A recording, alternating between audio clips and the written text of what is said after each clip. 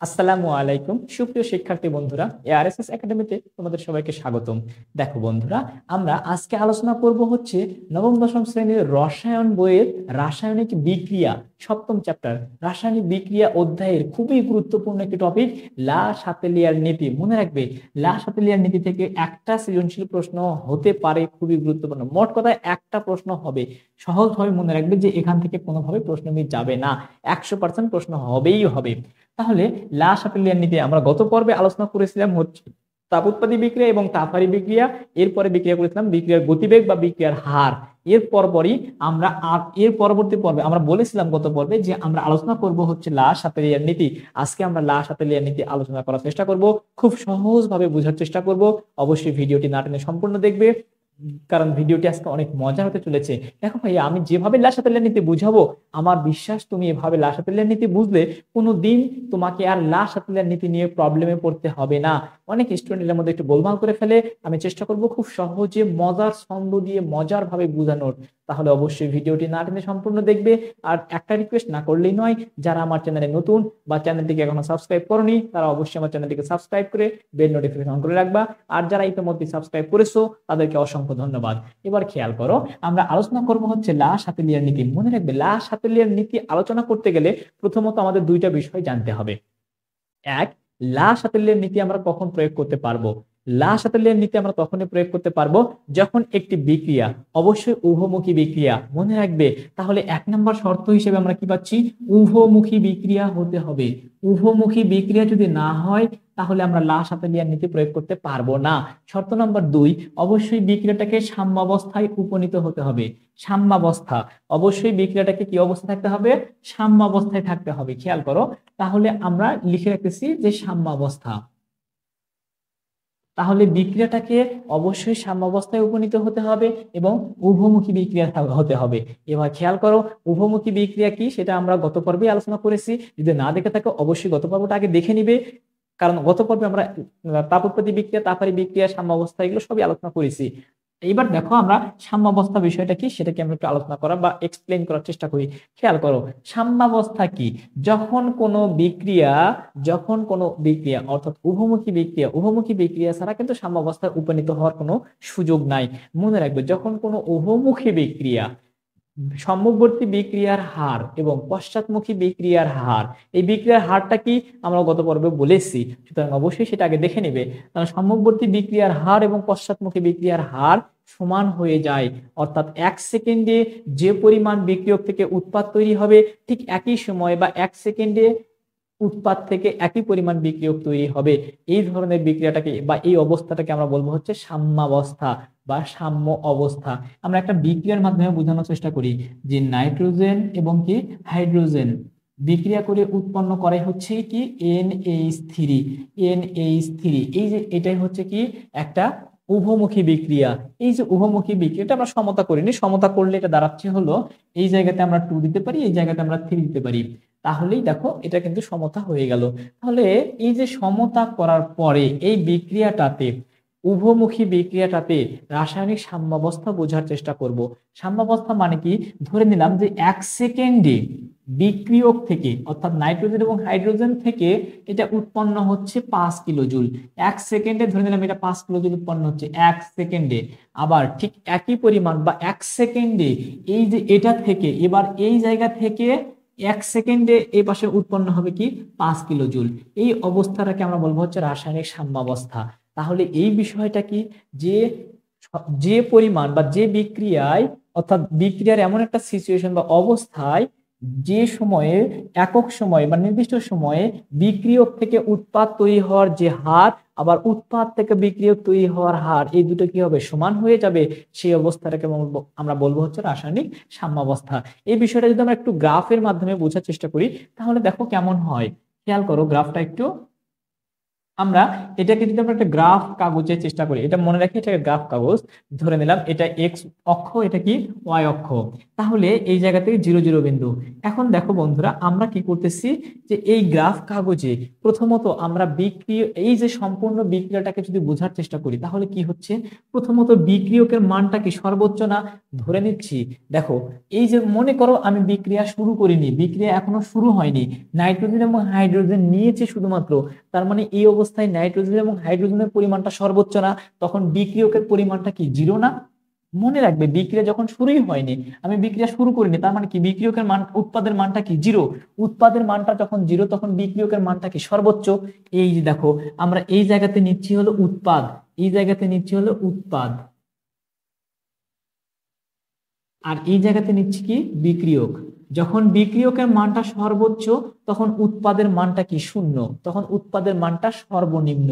এবার কি হচ্ছে, 1 সেকেন্ড যাওয়ার পরে, ধরে নাও বিক্রিয়া আমাদের শুরু হয়ে গেল, এখন 1 সেকেন্ড যাওয়ার পরে কি হবে, বিক্রিয়ক থেকে উৎপাদ তৈরি হবে, তার মানে কি বিক্রিয়ক কমবে এবং উৎপাদের মানটা কি বেড়ে যাবে। তাহলে 1 সেকেন্ড পরে বিক্রিয়কের মানটা কমতেছে, উৎপাদের মানটা বাড়তেছে, আবার 1 সেকেন্ড পরে বিক্রিয়কের মানটা কমতেছে, উৎপাদের মানটা বাড়তেছে। অর্থাৎ যত সময় যাবে তত বিক্রিয়কের মানটা কি হবে, কমতে থাকবে না, যত তত বিক্রিয়কের মানটা কিন্তু কমতে থাকবে, আর তত কি এক নির্দিষ্ট সময় পর পর উৎপাদকের মানটা ধীরে ধীরে কি হবে, বাড়তে থাকবে। বাড়তে এমন একটা সিচুয়েশন দাঁড়াবে, যখন এই যে বিক্রিয়কের হার দুটো সমান হয়ে যাবে, এই যে ধরে নিলাম আমরা এই অবস্থা, এই অবস্থার পরে এই যেমন হচ্ছে উৎপাদের যে রশিটা এবং বিক্রিয়কের যে রশিটা, দুটো রেখাই সমান, অর্থাৎ এদের মধ্যে কোনো ব্যবধান, অর্থাৎ ব্যবধান বা পার্থক্যটা সবসময় সমান। খেয়াল করো, এই যে দেখো, যখন বিক্রিয়কের মানটা সর্বোচ্চ, উৎপাদের মানটা সর্বনিম্ন, যখন বিক্রিয়া শুরু হয়ে গেল, শুরু হয়ে যাওয়ার পর ধীরে ধীরে বিক্রিয়কের মানটা কি হবে, কমতে থাকবে এবং উৎপাদের মানটা ধীরে ধীরে কি বাড়তে থাকবে। এই যে বিক্রিয়কটা কমতে কমতে কমতে কমতে ধরে নিলাম এই সিচুয়েশন আসলো, আবার উৎপাদের পরিমাণটা বাড়তে বাড়তে এই সিচুয়েশনে গেল, সিচুয়েশনে আসার পরে, এই যে সিচুয়েশনে আসার পরে কি হয়ে যাচ্ছে, দেখো সমানভাবে যাচ্ছে, অর্থাৎ তখন বিক্রিয়কও যতটুকু উৎপন্ন হচ্ছে, উৎপাদ ততটুকু উৎপন্ন হচ্ছে। আমরা যদি গ্রাফ কাগজে দেখাই, ধরে নিলাম যে এটা গ্রাফ কাগজে, এটা হচ্ছে 3 নাম্বার ঘরে আছে, এটা 5 নাম্বার ঘরে আছে, তাহলে এই জায়গাতেও 3 নাম্বার ঘরে থাকবে, এই জায়গাতেও 5 নাম্বার ঘরে থাকবে, এই জায়গাতেও 3 নাম্বার ঘরে থাকবে, এই জায়গাতেও 5 নাম্বার ঘরে থাকবে, এই জায়গাতেও 3 নাম্বার, এই জায়গাতে 5 নাম্বার। অর্থাৎ দুটো ক্ষেত্রে এদের মোট কথা, এদের উৎপাদের পরিমাণ যতটুকু উৎপন্ন হবে বিক্রিয়ক থেকে, ঠিক একই সময়ে উৎপাদ থেকে বিক্রিয়কের পরিমাণও কি একইভাবে একই পরিমাণ উৎপন্ন হবে। এই অবস্থাটাকে আমরা বলবো হচ্ছে রাসায়নিক সাম্যাবস্থা।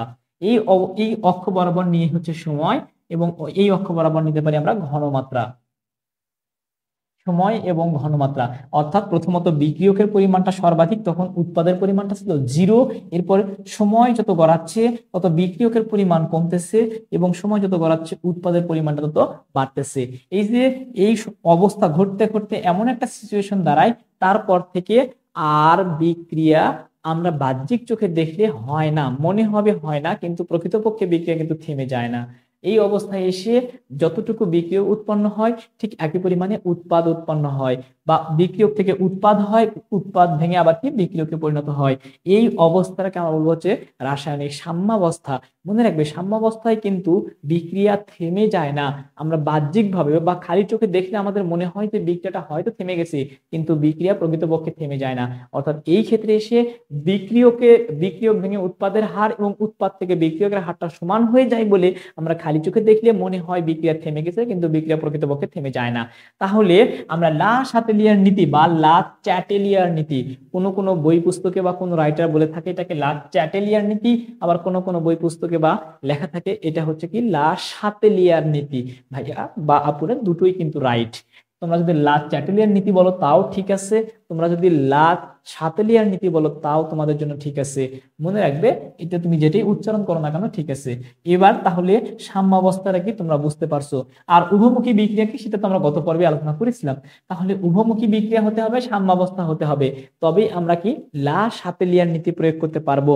এবার বোঝার চেষ্টা করি আমরা লা শাতেলিয়ার নীতিটা আসলে কি। আমরা এগুলো মিশিয়ে দেই।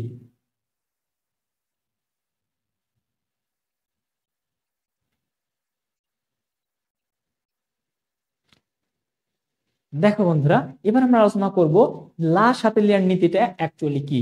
মনে রাখবে লা শাতেলিয়ার নীতি, প্রথমত লা শাতেলিয়ার নীতিটা আমি বলি। দেখো, কোনো রাসায়নিক বিক্রিয়া যখন সাম্যাবস্থায় উপনীত হয় অবশ্যই সেটা উভমুখী বিক্রিয়া হতে হবে ভাইয়া। উভমুখী বিক্রিয়া যদি না হয় তাহলে কিন্তু হবে না।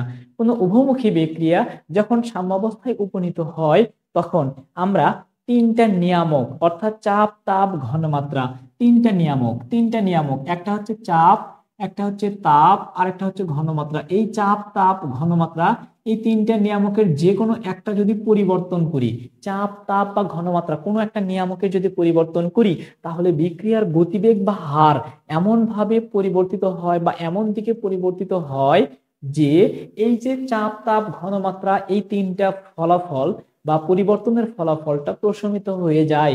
বিষয়টা কেমন আমরা একটু মজার ছলে বোঝার চেষ্টা করি। দেখো, তোমরা যারা 2024 সালে এসএসসি বা সমমান পরীক্ষা দিবে, তোমাদের টেস্ট পরীক্ষা কিন্তু ইতিমধ্যেই শেষ। তোমরা কিন্তু এখন টেনশনে আছো, এখন কিভাবে প্রস্তুতি নিবে। দেখো, তারাই আসলে আমাকে অনেক ধরনের কমেন্টস করতেছো। অনেক স্টুডেন্ট আছে এমন যে মনে চায় খুব পড়তে, বা তুমি ডিসিশন নাও যে আজকে থেকে আমি প্রচুর পরিমাণে পড়বো, কিন্তু পরক্ষণে আবার দেখতেছো যে তুমি ফেসবুক বা মেসেঞ্জার বা ইউটিউবে প্রচুর পরিমাণে সময় ব্যয় করতেছো। তো ভাইয়া দেখো, বিষয়টা হচ্ছে এরকম যে তুমি ধরো পরীক্ষার টেনশনের জন্য তুমি ফেসবুক ব্যবহার করা বন্ধ করে দিচ্ছ। বিষয়টা কি, তোমার মাথায় অনুশোচনা হচ্ছে বা তোমার অনুশোচনা হচ্ছে যে তোমার খুব সামনে পরীক্ষা, তাই তুমি আর ফেসবুকে অনেক বেশি পরিমাণে সময় দিয়ে ফেলতেছো। ধরে নিলাম তুমি ফেসবুকে দৈনিক প্রায় 10 ঘন্টা সময় দিয়ে ফেলতেছো, 10 ঘন্টা সময় তুমি ফেসবুকে দিচ্ছ। তাহলে এখন তুমি চাচ্ছ যে আমি ফেসবুকটাকে বন্ধ করব, ফেসবুক আর চালাবো না। এখন তুমি কি করতেছো, তার জন্য তুমি ফেসবুক অ্যাপসটাকে আনইনস্টল করে দিলা। ফেসবুক অ্যাপসটাকে যদি তুমি আনইনস্টল করে দাও, আনইনস্টল করে দিয়ে এবার তুমি কি করতেছো, ঠিক একই পরিমাণ সময়, অর্থাৎ ধরে নিলাম এবার তুমি 10 ঘন্টা সময় ইউটিউবে ব্যয় করতেছো, এবার তুমি 10 ঘন্টা সময় ইউটিউবে ব্যয় করতেছো, আর আগে 10 ঘন্টা সময় ব্যয় করছো হচ্ছে কি ফেসবুকে, এফবি, ফেসবুকে। আগে 10 ঘন্টা সময় তুমি ফেসবুকে ব্যয় করছো, আর এখন 10 ঘন্টা সময় তুমি ইউটিউবে ব্যয় করতেছো। দেখো ভাইয়া, বিষয়টা কি যে তুমি পড়বে বলে, তুমি পড়ার চিন্তা মাথায় নিয়ে, যেহেতু ফেসবুকে 10 ঘন্টা সময় ব্যয় করতেছো, তুমি পড়ার চিন্তা মাথায় নিয়ে ফেসবুকটাকে আনইনস্টল করে দিলা। আনইনস্টল করে দিয়ে কি করতেছো, পড়বে, তোমার মাথায় চিন্তা এটা, সিদ্ধান্ত এটা, কিন্তু তুমি না পড়ে কি করতেছো, ইউটিউব চালাচ্ছ আবার 10 ঘন্টা সমান পরিমাণ। আগে 10 ঘন্টা ফেসবুক চালাচ্ছিলা, এখন 10 ঘন্টা ইউটিউব চালাচ্ছ। দেখো তো এবার বিষয়টা কিরকম দাঁড়ালো। তুমি পড়বে সিদ্ধান্ত নেওয়ার কারণে ইউটিউব ফেসবুকটাকে আনইনস্টল করে দিছো। ফেসবুক ব্যবহারটা যেন না করো তার জন্য তুমি ফেসবুকটাকে আনইনস্টল করে দিছো। এবার দেখো, ঠিক একই পরিমাণ সময় তুমি ইউটিউবে ব্যয় করতেছো। তাহলে খেয়াল করো, তোমার ফেসবুক পরিবর্তন বা ফেসবুক আনইনস্টল করার যে ফলাফলটা, ফেসবুক আনইনস্টল করলা এর জন্য যে ফলাফলটা, সেটা তুমি কি করতেছো, ইউটিউব দিয়ে কিন্তু প্রশমিত করে নিচ্ছ। অর্থাৎ তুমি ফেসবুক চালাচ্ছিলে 10 ঘন্টা, এখন তুমি ইউটিউব চালাচ্ছ 10 ঘন্টা, পড়াশোনা বা কাজের কাজ কিন্তু শূন্য। অর্থাৎ তুমি ফেসবুক চালাচ্ছিলে, সেটা না চালিয়ে এখন শুধু ইউটিউবে কনভার্ট হয়ে গেছো। এই বিষয়টাই হচ্ছে লা শাপেলিয়ার নীতি। খুব মজার না? এভাবে কিন্তু আমরা লা শাপেলিয়ার নীতি পড়তে পারি। অর্থাৎ কোনো একটা পরিবর্তনের ফলাফল, হয়তো চাপ, তাপ বা ঘনমাত্রা, কোনো একটা পরিবর্তনের ফলাফলটা আরেকটা দিয়ে প্রশমিত হয়ে যাবে। অর্থাৎ বিক্রিয়ার গতিবেগ এমন ভাবে এমন দিকে যাবে, গিয়ে সেটা প্রশমিত হয়ে যাবে। এবার খেয়াল করো, এই বিষয়টা যদি তোমরা বুঝে থাকো, তাহলে আমার আমার বিশ্বাস তুমি লা শাপেলিয়ার নীতি বুঝবে। দেখো, লা শাপেলিয়ার নীতি আমরা এখন বোঝার চেষ্টা করি। চাপ, তাপ বা ঘনমাত্রার ফলাফল প্রশমিত হয়ে যাবে। এখন বিষয়টা কেমন, এই যে আমরা একটা বিক্রিয়া লিখে রেখেছি এখানে, এই বিক্রিয়াতে চাপ, তাপ বা ঘনমাত্রার কোনো একটা ফলাফল যদি কোনো একটা যদি আমি পরিবর্তন করি, পরিবর্তন করার পরে ফলাফলটা দেখো বিক্রিয়ার গতিবেগ কোনো একদিকে গিয়ে প্রশমিত হয়ে যাবে। এই বিক্রিয়াটা কি ছিল, নাইট্রোজেন এবং হাইড্রোজেন বিক্রিয়া করে উৎপন্ন করছে কি, অ্যামোনিয়া। এইটা একটা তাপ উৎপাদী বিক্রিয়া, যেটা আমরা গত পর্বেই জেনেছি। তাহলে এখানে তাপ শক্তির মান কতটুকু উৎপন্ন হয়, এখানে ডেল্টা এইচ এর মানটা উৎপন্ন হয় হচ্ছে -92 কিলো জুল।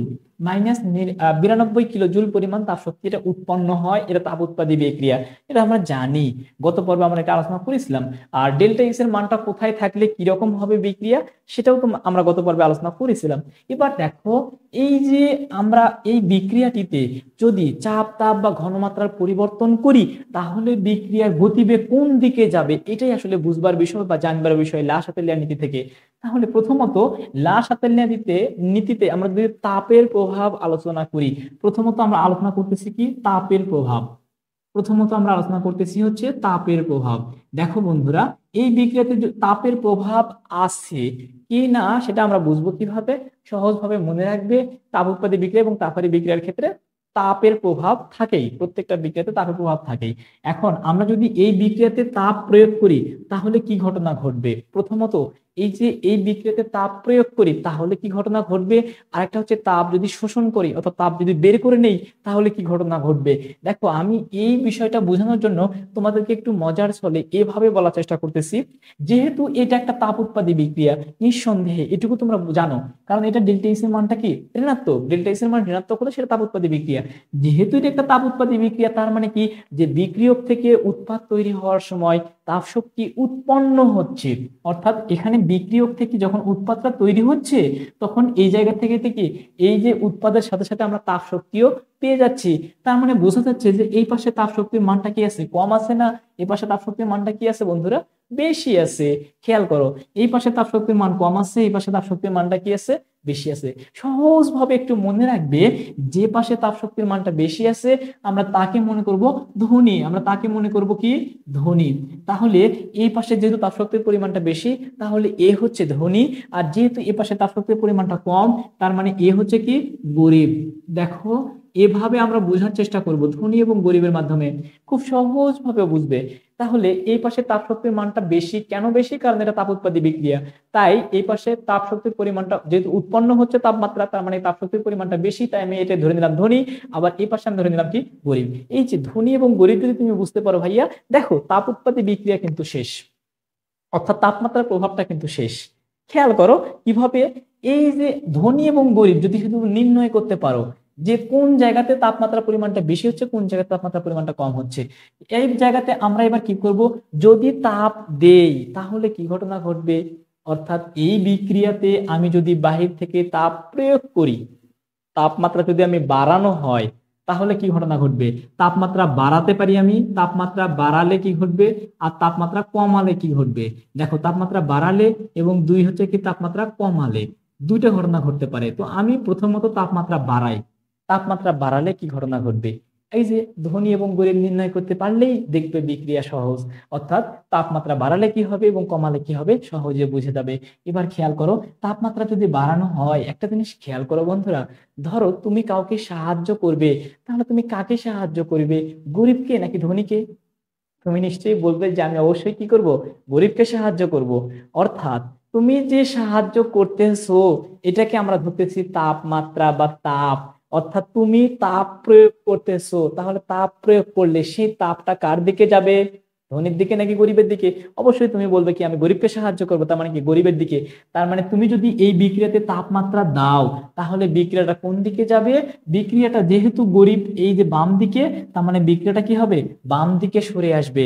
তাহলে তাপমাত্রা বাড়ালে তুমি যেহেতু গরিবকে সাহায্য করবে, তার মানে তাপমাত্রা যদি বাড়ানো হয় এই বিক্রিয়াতে তাপ যদি বাহির থেকে দেওয়া হয় তাহলে বিক্রিয়াটা কি হবে বাম দিকে সরে আসবে বা পশ্চাৎমুখী হবে। তার মানে তখন বিক্রিয়া কি হবে বাম দিকে সরে আসবে, বাম দিকে সরে আসবে। তার মানে বিক্রিয়াটা ঘটবে কি বাম দিকে, বিক্রিয়াটা তখন বাম দিকে ঘটবে, অর্থাৎ উৎপাদ থেকে বিক্রিয়কের পরিমাণটা বেড়ে যাবে, অর্থাৎ উৎপাদ থেকে বিক্রিয়ক উৎপন্ন হবে, অর্থাৎ উৎপাদ হতে বিক্রিয়ক উৎপন্ন হবে, উৎপাদ থেকে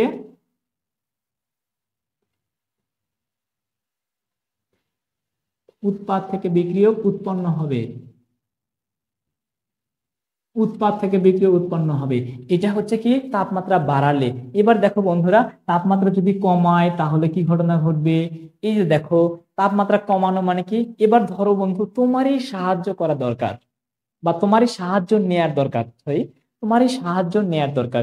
দেখো ভাইয়া বা আপুরা, তোমাদের এবার সাহায্য দরকার, তাহলে তোমাকে সাহায্য করবে কে? তুমি নিশ্চয়ই বলবে তোমাকে সাহায্য কে গরিব করবে নাকি ধনী করবে? তুমি নিশ্চয়ই বলবে কি ধনী থেকে করব বা ধনী তোমাকে সাহায্য করবে। তাহলে তুমি যদি তাপমাত্রা নাও, আমি বুঝে দিচ্ছি, তুমি সাহায্য নিতে চাচ্ছ মানে কি তুমি তাপমাত্রা নিতে চাচ্ছ। তাহলে তুমি যদি তাপ নাও তাহলে তুমি কার থেকে নিবে?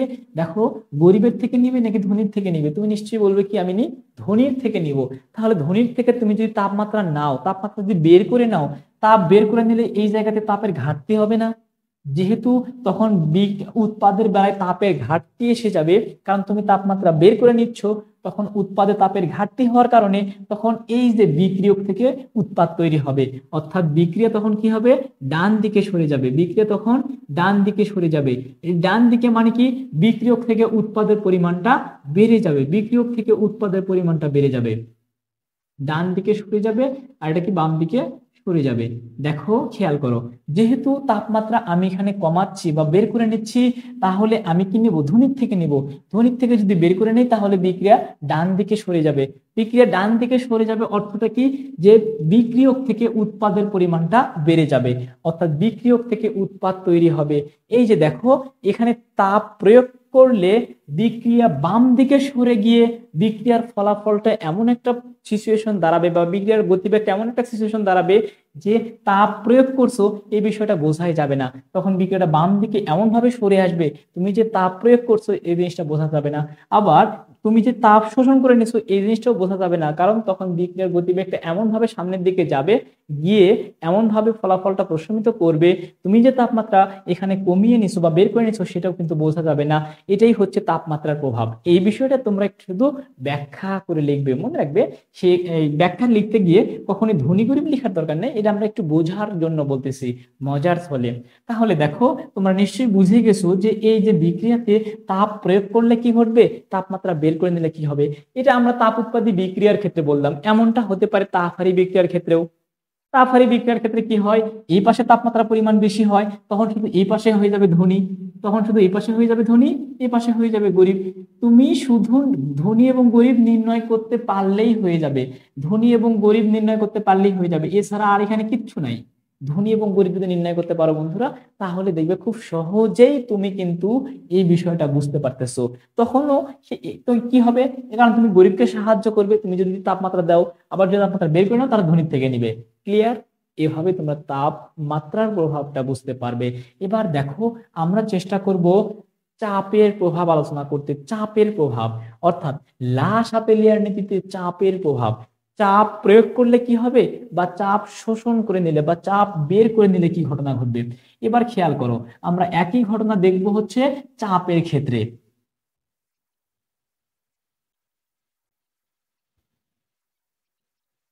প্রথমত আমরা যদি এই একই বিক্রিয়ার কথাই বলি, আমরা যদি এই বিক্রিয়ার কথাটাই বলি, তাহলে আমরা চাপের প্রভাব আলোচনা করব। এবার তাপের প্রভাবের পরিবর্তে শুধুমাত্র চাপের প্রভাব।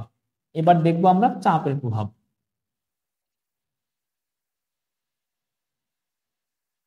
চাপের প্রভাব এই বিক্রিয়াতেই, আমি যদি বলি যে এই বিক্রিয়াতে চাপের প্রভাব আছে কিনা, তোমরা কিভাবে বুঝবে? প্রথমত তোমাদের আবারও বলবো, ওই যে সহজভাবে মজার ছলে মনে রাখবে বা বের করার চেষ্টা করবে কে ধনী কে গরিব। এবার খেয়াল করো কিভাবে ধনী গরিবটা বুঝবে। এবার দেখো তুমি কি করবে, দেখবে যে এই যে বিক্রিয়কের মোট মোল সংখ্যা কত এবং উৎপাদের মোট মোল সংখ্যা কত, যার মোল সংখ্যা কম হবে তাকে মনে করবে গরিব, আর যার মোল সংখ্যা বেশি হবে তাকে মনে করব ধনী।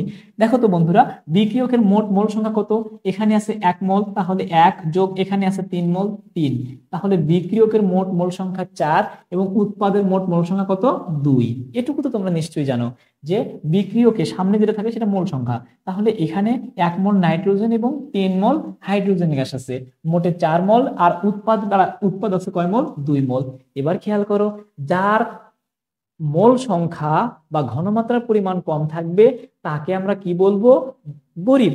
তাহলে এবার গরিব কে হচ্ছে, এবার গরিব হচ্ছে NH3, গরিব হচ্ছে NH3। আবার ধনী হচ্ছে কি, এই যে বিক্রিয়ক অর্থাৎ নাইট্রোজেন এবং হাইড্রোজেন, এরা হচ্ছে কি ধনী। এবার খেয়াল করো, ধনী এবং গরিব যদি নির্ণয় করতে পারো তাহলে কিন্তু আর কিচ্ছু নাই। প্রথমত আমাদের চাপের প্রভাবের ক্ষেত্রে বা চাপ প্রয়োগের ক্ষেত্রে আমাদের দেখতে হবে প্রথম দুইটা শর্ত, যে চাপের প্রভাব আছে কিনা। প্রথম শর্ত হচ্ছে চাপের প্রভাব আছে কিনা। যদি চাপের প্রভাব থাকে তাহলে চাপ প্রয়োগ করলে কি ঘটনা ঘটবে, চাপ শোষণ করলে কি ঘটনা ঘটবে। তো চাপের প্রভাব আছে কিনা এটার জন্য আমাকে প্রথম কাজ হচ্ছে বিক্রিয়া সমতা করতে হবে। চাপের প্রভাব আছে কিনা, আছে কিনা এটা বুঝতে হলে 1 নম্বর শর্ত হচ্ছে বিক্রিয়া সমতা করতে হবে, বিক্রিয়া সমতা করতে হবে। যদি বিক্রিয়া সমতা না দেওয়া থাকে বা সমতা করা না থাকে, ধরো এই বিক্রিয়া দেওয়া ছিল সমতা করা ছিল না, তাহলে প্রথম কাজ আগে বিক্রিয়া সমতা করে নিতে হবে। এরপর দ্বিতীয় কাজ বন্ধুরা কি, দ্বিতীয় কাজ হচ্ছে দেখতে হবে মোট মোল সংখ্যা, মোট মোল সংখ্যার পার্থক্য থাকতে হবে, মোল সংখ্যার পার্থক্য, মোল সংখ্যার পার্থক্য। যদি মোল সংখ্যার পার্থক্য না থাকে তাহলে কিন্তু আমরা চাপের প্রভাব আলোচনা করতে পারবো না। মোল সংখ্যার পার্থক্য মানে কি, এই যে দেখো আমাদের এখানে মোট মোল সংখ্যা ছিল 4 মোল, এই জায়গাতে আমাদের মোট মোল সংখ্যা 2 মোল, পার্থক্য আছে না। এই জায়গাতে 4 মোল, এই জায়গাতে যদি 4 মোল হতো তাহলে কিন্তু পার্থক্য থাকতো না। যদি পার্থক্য না থাকে, যদি বিক্রিয়ক এবং উৎপাদের মধ্যে মোট মোল সংখ্যার পার্থক্য না থাকে তাহলে কোনো চাপের প্রভাব নাই, সেই বিক্রিয়াতে কোনোভাবেই চাপ প্রয়োগ করতে আমরা পারবো না। মনে রাখবে তাহলে প্রথমত যে মোল সংখ্যার, মোট মোল সংখ্যার পার্থক্য থাকতে হবে। মোট মোল সংখ্যার যদি পার্থক্য থাকে তাহলে আমরা কি করতে পারবো, চাপ প্রয়োগ করতে পারবো বা চাপ বের করে নিতে পারবো। মোট কথা চাপের প্রভাব আছে। যেহেতু এই বিক্রিয়াতে মোট মোল সংখ্যার পার্থক্য আছে, তার মানে এই বিক্রিয়াটাতে কি চাপের প্রভাব আছে। এবার কথা হচ্ছে চাপ বাড়ালে কি হবে, চাপ কমালে কি হবে। তো আগের মতো ঘটনা, ধনী গরিব নির্ণয় করতে পারছি। এখন দেখি আমি যদি চাপ বাড়াই মানে কি, এবার তুমি সাহায্য করতেছো। তুমি যদি বাহির থেকে সাহায্য করো তাহলে তুমি কি করতেছো, তুমি যদি বাহির থেকে সাহায্য করো তাহলে তুমি কি করতেছো, যে তুমি গরিবকে সাহায্য করবে। আর তুমি যদি চাপ নিতে চাও বা তুমি যদি সাহায্য নিতে চাও তাহলে তুমি কি করবে, নিশ্চয়ই ধনীর থেকে সাহায্য নিবে। তাহলে চাপ যদি এই বিক্রিয়াতে দেয়া হয় তাহলে কোন দিকে যাবে, দেখো চাপ যদি বাড়ানো হয় তাহলে নিশ্চয়ই তুমি গরিবকে সাহায্য করবে বা গরিবের দিকে যাবে। তাহলে খেয়াল করো চাপ বাড়ালে বিক্রিয়ক থেকে কি বিক্রিয়া কি ডান দিকে সরে যাবে না, অর্থাৎ তখন বিক্রিয়া কি হবে, ডান দিকে সরে যাবে। বিক্রিয়া ডান দিকে সরে গিয়ে, বিক্রিয়া ডান দিকে সরে যাবে, বিক্রিয়া ডান দিকে সরে যাবে মানেটা কি, যে বিক্রিয়ক থেকে উৎপাদের পরিমাণটা বেড়ে যাবে না। দেখো বন্ধুরা খেয়াল করো, যেহেতু ডান পাশে গরিব, তার মানে এই বিক্রিয়াতে যদি আমি চাপ প্রয়োগ করি তাহলে বিক্রিয়া কি ডান দিকে যাবে, অর্থাৎ গরিবকে সাহায্য করব, গরিব সাহায্য পাবে, অর্থাৎ বিক্রিয়া ডান দিকে যাবে। আর বিক্রিয়া ডান দিকে যাওয়ার অর্থটা কি, বিক্রিয়ক থেকে উৎপাদের পরিমাণটা বেড়ে যাবে, অর্থাৎ উৎপাদ উৎপন্ন হবে। এবার কি হচ্ছে, এই বিক্রিয়াতে তুমি যদি চাপ বের করে নাও, এই বিক্রিয়া থেকে তুমি যদি চাপ বের করে নাও তাহলে কি ঘটনা ঘটবে, খেয়াল করো বন্ধুরা, এই বিক্রিয়াতে তুমি যদি চাপ বের করে নাও অর্থাৎ তুমি যদি সাহায্য নাও তাহলে তুমি কি করবে, ধনীর থেকে সাহায্য নেবে। তার মানে তখন এই জায়গাতে তুমি যদি এর থেকে সাহায্য নাও তখন এখানে একটা ঘাটতি চলে আসবে।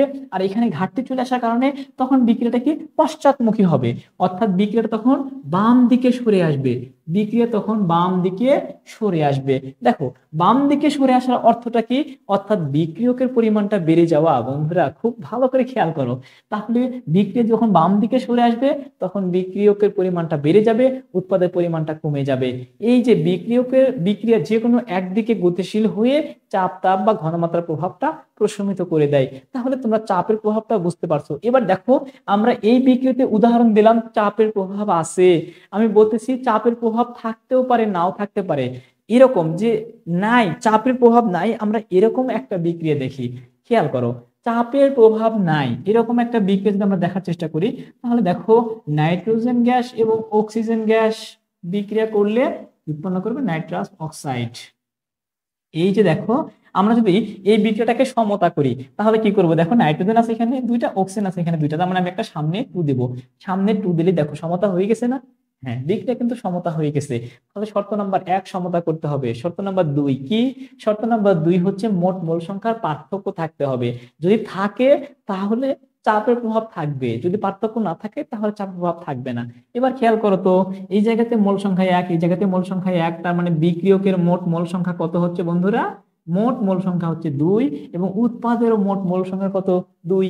দেখো খেয়াল করো এখানে বিক্রিয়কের মোট মোল সংখ্যা 2 এবং উৎপাদের মোট মোল সংখ্যা 2, পার্থক্য আছে।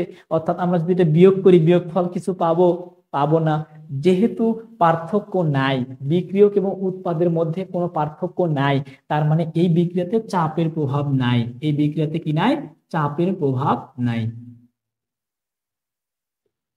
এই বিক্রিয়াতে তাহলে কি হবে না বন্ধু? চাপের প্রভাব থাকবে না। খুব ভালো করে বোঝার চেষ্টা করো। তাহলে এই বিক্রিয়াতে কিন্তু আমাদের চাপের প্রভাব থাকবে না। যে বিক্রিয়াতে যদি বিক্রিয়ক এবং উৎপাদের মধ্যে পার্থক্য থাকে তাহলেই কেবলমাত্র চাপের প্রভাব থাকবে। যদি পার্থক্য না থাকে তাহলে কিন্তু চাপের প্রভাব থাকবে না। এইটুকু তোমরা নিশ্চয়ই বুঝে গেছো। তাহলে চাপের প্রভাব তোমরা নিশ্চয়ই বুঝে গেছো। এবার আমরা আলোচনা করব কি? ঘনমাত্রার প্রভাব।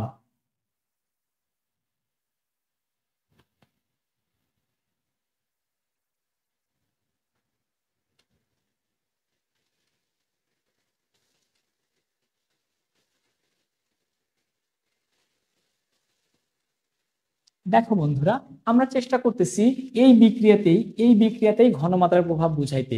ঘনমাত্রার প্রভাবটা কি?